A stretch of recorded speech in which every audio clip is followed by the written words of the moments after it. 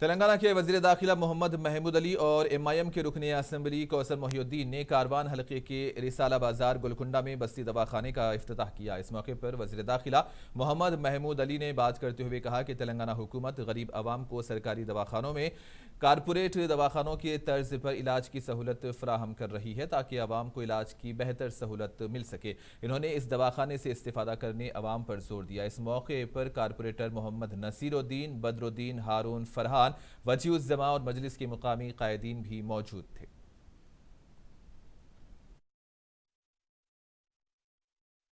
57 test यहाँ पर किए जाते हैं, उसके लैब को भेजकर रिपोर्ट मंगाई जाती है।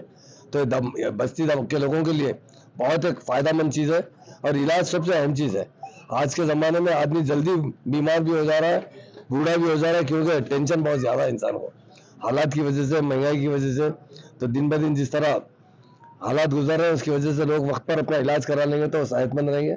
हम तमाम बस्ती के लोगों को भी मुबारकबाद देते हैं और हमारे MLA साहब, कौसर मोहिउद्दीन साहब और हमारे कारपोरेटर्स को भी मुबारकबाद देते हैं कि आपके बस्ती में बहुत अच्छा दवाखाना खुला है, उससे तमाम आवाम इस्तेफादा करें।